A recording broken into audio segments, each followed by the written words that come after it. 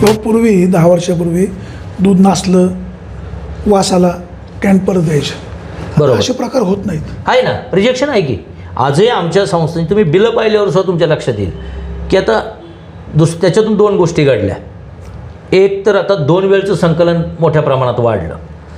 जे एक टाईम संकलन आहे, म्हणजे आजही आमच्या पश्चिम भागामध्ये एक टाईम संकलन होतं. कारण आता लोकं शेतात रानात राहतात. म्हशींचा विचार केला तर 2-4 लिटरचं दूध, मग दिवसभर काम, शेती, मग संध्याकाळचं दूध, परत संध्याकाळच्या गाडीची वेळ, तर अजून एक काही ठिकाणी एक वेळ. आणि ते 2 वेळचं दूध जेव्हा एकत्र येतं तेव्हा त्याच्यामध्ये आंबूजचं प्रमाण वाढतं. आणि जेव्हा आंबूजचं प्रमाण येतं तिथं वास आला, त्याची चव बदलली, तर आंबूस, समजा एखाद्या दुधाला वास येत नाही पण ते आंबूस आहे की नाही किंवा ते खराब आहे की मग त्याच्यामध्ये ते आपल्या टेस्ट ट्यूबमध्ये घेऊन त्याच्या खाली मेणबत्ती लावून ते तापवलं जातं थोडं, आणि काही सेकंदात ते जर खराब असेल तर ते फुटतं आणि मग ते रिजेक्ट केलं जातं. ही आपली साधी सोपी पद्धत आहे. अशा पद्धतीने सुद्धा दूध रिजेक्ट केलं जातं. संस्था लेवलवर, प्लॅन्ट लेवलवर त्या ठिकाणी काही कॅन्स रिटर्न केली जातात, ती संस्थेला रिटर्न येतात. त्याच्यामुळं दूध परत येत नाही असा विषय नाही. पण आता आपल्याकडं पूर्व भागाचा विचार केला तर बल्क कूलर आले. बल्क कूलरमुळं 2 वेळचं दूध ते थंड केलं जातं आणि मग टँकरमध्ये त्या ठिकाणी ते दूध. बल्क कूलरमध्ये काय होऊ शकतं का हेराफेरी? आता हेराफेरीचं म्हणजे मिक्सिंग. आता बघा, आता प्रत्येक ठिकाणी माणूस काम करतो आहे. समजा आता भेसळीचं जर प्रश्नावर विचारलं, परवाचं आम्ही काही बोलताना, आता मी जिल्हा संघाचा संचालक आहे, मी आता नारायणगावमध्ये, आणि तिथे डेअरी तर कंटिन्यू आमची चालू आहे. एखाद्या माणसाच्या डोक्यात जर काही आलंच आणि त्याने जर काही चुकीचं वागला, स्कोप आहे तर स्कोप 100. बघा, माणूस आहे, माणसाची प्रवृत्ती आहे, ही आपण, म्हणजे माझ्या मनात काय चाललं हे तुम्ही मला नाही सांगू शकत, तुमच्या काय चाललं हे मी नाही सांगू शकत. काही अंशी म्हणजे नाकारायचं सुद्धा माझं मत आहे व्यक्तिगत आहे की हे काही नाकारायचं पण कारण नाही आहे. तुमच्याकडे म्हशी का गाई? माझ्याकडे गायी येतात. किती कलेक्शन? माझं स्वतःचं एक 100-125 लिटर दूध आहे. आता म्हशी ज्यांच्याकडे आहेत, अनेक वेळेला आता गायांना गोरा होतो, गोरा झाला का लोक सोडून देतात. तो गोरा नसला तरी गाय दूध देते. म्हशीचं जर पारडू मेलं म्हैस दूध देत तर नाही. म्हैस दूध देत नाही. बरोबर. मग त्याला इंजेक्शन दिलं जातं. मग ते इंजेक्शन देतो ते अतिशय विषारी असतं असं म्हणतात. म्हणजे माझ्याकडे त्याचा काही रिपोर्ट नाही. मग त्याचा दुधावर परिणाम होऊन माणसाच्या आरोग्यावर काय परिणाम होतो का, अशा काही तुम्ही तपासण्या केल्यात का, किंवा तुमच्या चर्चेमध्ये, मीटिंगमध्ये असा विषय होतो का? नाही, अर्थात आता हा मुद्दा तुम्ही जो सांगितला हा वास्तवाला धरून आहे, परंतु सर्रास शेतकरी हे करतो का, तर अजिबात करत नाही. ढिगात एखादा 100% मी तेच सांगितलं.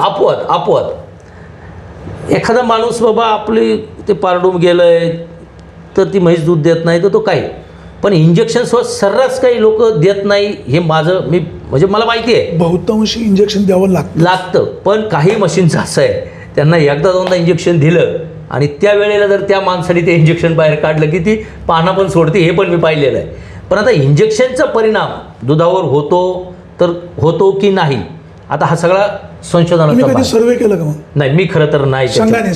संघामध्ये पण आमची, मला वाटत नाही की ह्या 4-4.5 वर्षामध्ये ह्या विषयावर खरं तर काही चर्चा आता तरी चर्चा करा. 100% करणार, 100%.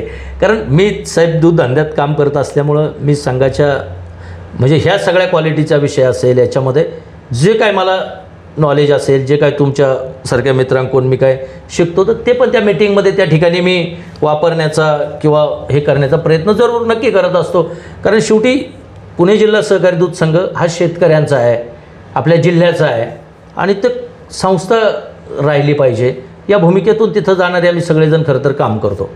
तर दूध भेसळ आपल्या जुन्नर तालुक्यामध्ये 1 जण करायचा, उदापूरला 1 जण करायचा, 1 जण उमरजला करायचा, 1 जण ओझरचा, कोण भोर, 4 नावं पुढे आलेत. यांच्या म्हणजे खाजगी दूध डेअरी असायच्या का ते मिक्सिंग करून लोकांच्या घरोघरी द्यायचे, किंवा काय तुमच्या कानावर काय? आता आपल्या तालुक्यातली जी 4 नावं पुढं आली त्याची पण मी माहिती सगळी घेतली. तुमच्या एखाद्या ओळखीचा? नाही, माझ्या ओळखीचा एकही नाही. पण वैभव हांडे याच्यावर एक 2-3 वर्षापूर्वी मला वाटतं आष्टी या ठिकाणी काहीतरी गुन्हा दाखल झाला होता. दुसरं कोणतरी कुलवडे एक नाव आलं, उदापूर तर तो गाव उदापूर असलं तरी पारगावला त्या ठिकाणी त्याचं संकलन सेंटर आहे. भोर जो तुमच्या इथल्या 14 नंबरच्या कुठल्या परिसरात त्याचं काहीतरी तिथं छोटासा प्लॅन्ट आहे. सावंत नावाचा जुन्नरमधला एक काहीतरी आकाश सावंत नाव आलं. आता हे जी लोक आहेत तर ह्या चारही गावांमध्ये एकतर संघाची कोऑपरेटिव्ह डेअरी नाही, पहिली गोष्ट. दुसरी गोष्ट, हे कोणत्याच संस्थेला दूध डेअरी नाही. उंब्रजला जो वैभव अंडे आहे त्याच्या तिथं दूध संस्था नाही. ओझरला तो नाही, ओझरला पण नाही, उदापूरला पण नाही, जुन्नरला नाही, दूध संस्था नाही. मग ही लोक ह्याच्यामध्ये जेव्हा ही सगळ्या चर्चा पुढं आल्या त्यावेळेला शेजारी पाजारी मग चर्चा सुरू करतात, अरे याच्या घरी तर 2च गाय आहेत, हा गाडीभर दूध कुठून? तर ह्यांनी वापरलेली काही शक्कल काही लोकांनी की एखादी पिकअप आहे, एखादी छोटी गाडी आहे, तिच्यामध्ये रिकामी कॅन ठेवायची, सकाळी त्या गाडीला सेल मारायचा आणि अर्धा एक तास ती गाडी कुठून तरी फिरून यायची. लोकांना वाटायचं काय की हा कुठंतरी जाऊन दूध संकलन करतोय, दूध संकलन करतोय. आणि मग ती दुधाची भरलेली गाडी जी कुठं जात असेल पण ती कात्रजच्या, म्हणजे आता ओतूर चिलिंग सेंटर आपलं तालुक्यातलं आहे, तिथं 1 लिटरही दूध या 4 इसमांच्या मार्फत आलेलं नाही. भाऊ आता ठीक आहे, दूध भेसळीमध्ये खरं खोटं काय तुकाराम मुंडे साहेब शोधतील किंवा ती प्रक्रिया चालू राहील. यापूर्वी पण असे प्रकार होत होते.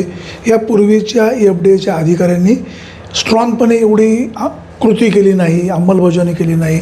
मग ते सुद्धा दूध भेसळीमध्ये सहभागी का, शासनाचे मंत्री सहभागी का, शासनसुद्धा या दूध भेसळीमध्ये सहभागी का, आणि या पापाचे धनी सरकारसुद्धा का?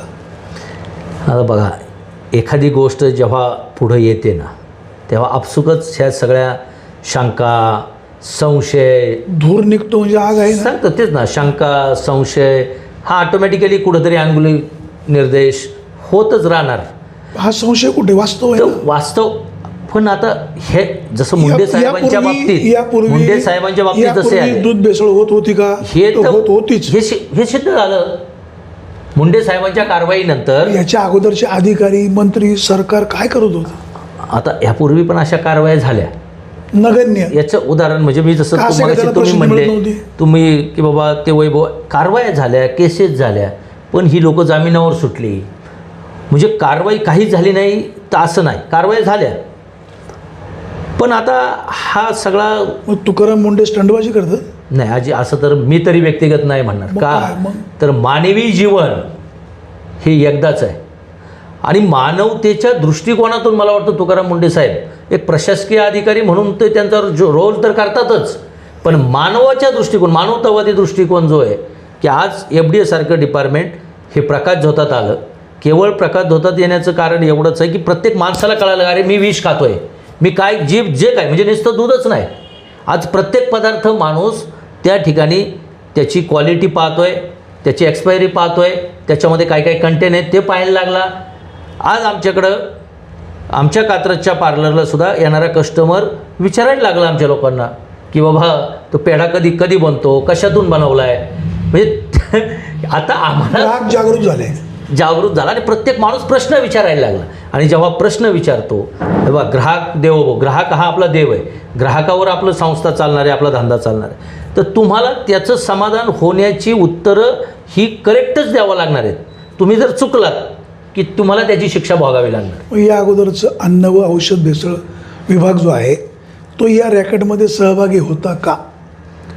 आता मी तर ते येस किंवा नो हे दोन्ही उत्तर देऊ शकत नाही. त्याचं कारण असं आहे की मी काय सांगितलं की मला स्वतःला माझ्या स्वतःकडे 25 वर्षापूर्वी जर अशी ऑफर आली होती तर मी हा विचार करतो की त्याच्या अगोदर किती वर्षापासून हे चालू असेल. चालू नाही म्हणायचं काही कारण नाही, पण ज्यांनी ते शोधलं की इथं हा स्कोप, हा बिझनेस करायला हा स्कोप आहे, त्यांनी त्या पद्धतीने तो बिझनेस केला आणि तो पुढे नेला. अशा व्यवसायातला माणूस 4 पैशांनी श्रीमंत होईल परंतु आयुष्यामध्ये सक्सेस होईल? म्हणजे आपण नैतिकता ज्याला म्हणतो, आपण नीतिमत्ता ज्याला म्हणतो, ती जर काही क्षणिक सुखांसाठी त्या माणसाने ती जर बाजूला ठेवली असेल तर तुम्ही म्हणताय तसं आज त्याचं सगळं दिसेल, त्याच्याकडे श्रीमंती दिसेल, त्याचं सगळं ढांगढंग दिसेल, पण स्वतःच्या अंतःकरणामधून तो माणूस तुम्हाला कधी समाधानी दिसणार नाही. हे बाकी कोणीही असू द्या.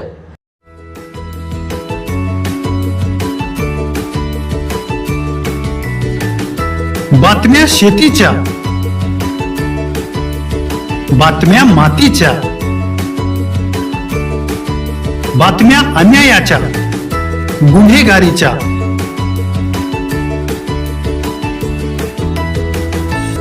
राजकारणाच्या आणि समाजकारणाच्या, शोषणाविरुद्ध बुलंद आवाज, जनसामान्यांच्या हुंकाराची गाज, सत्कार्याला प्रोत्साहन, दुष्कृत्याला अनुशासन, निर्भीड, निस्पृह, सडेतोड, बेधडक आणि रोखठोक म्हणजेच विघ्नहर टाइम्स. शोध बातमीचा, ध्यास सत्याचा. आपलं चॅनल, आपली बातमी. सबस्क्राईब तर कराच, पण बेल आयकॉनवर क्लिक करायलाही विसरू नका.